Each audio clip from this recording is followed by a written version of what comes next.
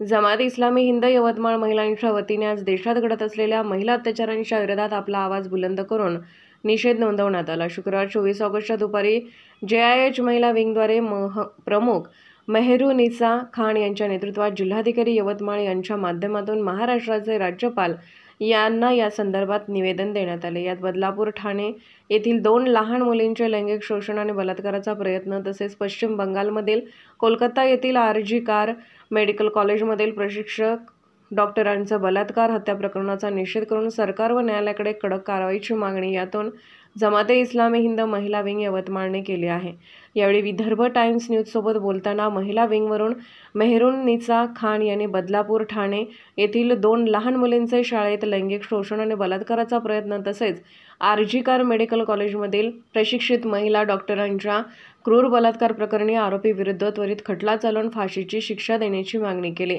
जमात इस्लामी हिंद यवतमाळच्या वतीने राज्यपाल यांना पाठवण्यात आलेल्या निवेदनात म्हटले आहे की बदलापूर येथे पोलिसांनी FIR नोंदवण्यात उशीर केला, त्या बदलापूर पोलीस अधिकाऱ्यांवर दंडात्मक कारवाई करण्यात यावी। तसेच कोलकातामधील प्रशिक्षु महिला डॉक्टर लैंगिक अत्याचार व खून प्रकरणात पीडितेचे शरीर अनेक जखमांसह आढळल्याची घटना हादरवणारी आहे। यात लैंगिक अत्याचाराचे आणि गळा आवळल्याचे पुरावे असून हे गुन्हे भयंकर आहेत। यामुळे भारतात महिलांच्या सुरक्षेचा मुद्दा तातडीने चर्चेला घेण्याची गरज निर्माण झाली आहे।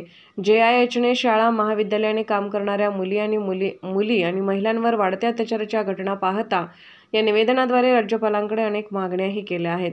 यामध्ये लैंगिक हिंसाचाराच्या पीडितांसाठी सल्ला, तात्काळ कायदेशीर मदत आणि वैद्यकीय काळजी सहायता प्रणालीची स्थापना करण्यात यावी।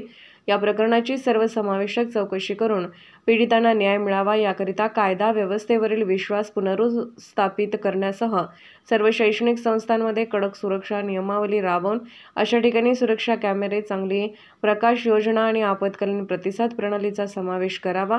महिलांचा आदर वाढवण्यासाठी, लैंगिक हिंसाचाराबाबत जनजागृती करण्यासाठी शैक्षणिक उपक्रम राबवून समाजस्तरावर सहमतीच्या महत्त्वाविषयी आणि महिलांविरुद्ध हिंसाचाराचे गंभीर परिणाम याबद्दल सरकारने जागरूकता कार्यक्रम आयोजित करावा। या सर्व मागण्या निवेदनाद्वारे राज्यपालाकडे करण्यात आल्या।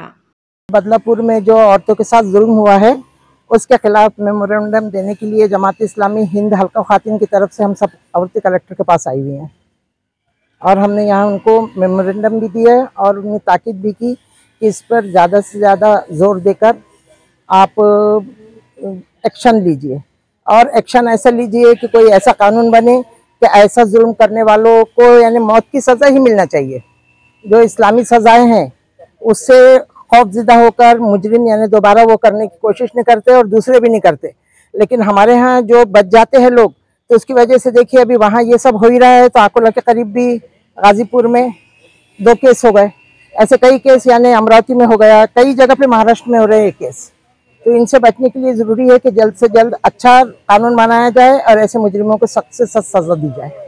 मुल्क में इस तरह की जो लेडीज पर नाइंसाफी की घटनाएं होती है उस पर आप क्या बोलते हैं? हम इसकी कड़ी निंदा करते हैं, बहुत सख्त उसकी मजम्मत हम करते हैं और ये चाहते हैं कि इसका कोई दायमी हल निकाला जाए हुकूमत की तरफ से, और जो राज्य सरकार और केंद्र सरकार इसके ऊपर अपने सियासी पहलुओं से जो भी चल रहा है उस पर पाबंदी लगाई जाए।